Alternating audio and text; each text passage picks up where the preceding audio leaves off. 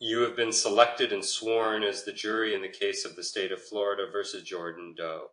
Your primary duty is to determine whether the defendant is guilty or not guilty in accordance with the law and the evidence shown in court. You will apply the law to the facts as you find them, and in this way you will reach a just verdict. The defendant is charged with the crime of grand theft auto. The definition of grand theft auto is the intentional and unlawful taking of a vehicle that belongs to another person with the intent to either permanently or temporarily deprive the owner of it. To prove the crime of grand theft auto, the state must prove the following two elements beyond a reasonable doubt. Jordan Doe knowingly and unlawfully took or used a motor vehicle. The motor vehicle was the property of another person. Jordan Doe intended to temporarily or permanently deprive the owner of the motor vehicle.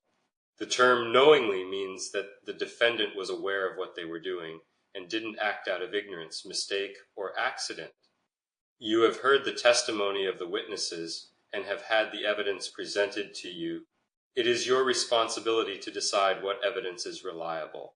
You should consider how the witnesses acted, as well as what they said. There is no fixed set of rules for evaluating evidence, but you must use reason and common sense to determine whether testimony is true and accurate or false and misleading. You should also consider the evidence in light of your own observations and experiences in life. In our system of justice, the jury is the judge of the facts. The judge is the judge of the law. It is your duty to determine the facts, and you must determine them from the evidence presented in this trial. It is also your duty to apply the law as I give it to you, whether you agree with it or not. You must not be influenced by sympathy, prejudice, or public opinion. You must not be concerned with the consequences of your verdict. You must not speculate or consider matters outside the evidence of this case. The state has the burden of proving the defendant guilty beyond a reasonable doubt. This means that the state must prove every element of the crime charged beyond a reasonable doubt. If the state fails to meet this burden, then you must find the defendant not guilty. A reasonable doubt isn't a mere possible doubt, a speculative, imaginary, or forced doubt. Such a doubt must not influence you to return a verdict of not guilty if you have an abiding conviction of guilt.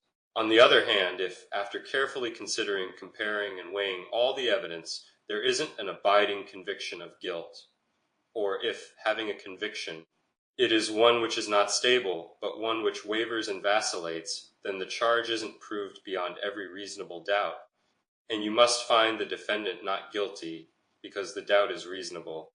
It is to the evidence introduced in this trial and to it alone that you are to look for that proof.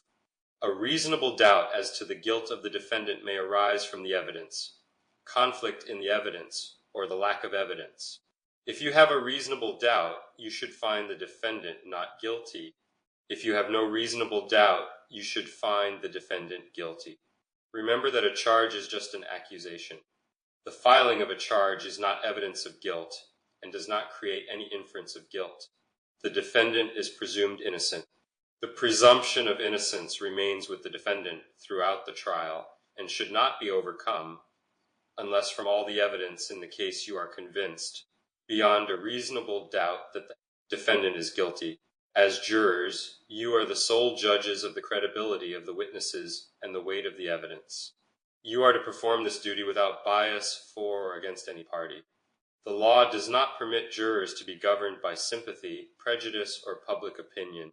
Both the state and the defendant have a right to expect that you will conscientiously consider and weigh the evidence, apply the law, and reach a just verdict regardless of the consequences. In reaching your verdict, you must consider only the evidence presented during the trial.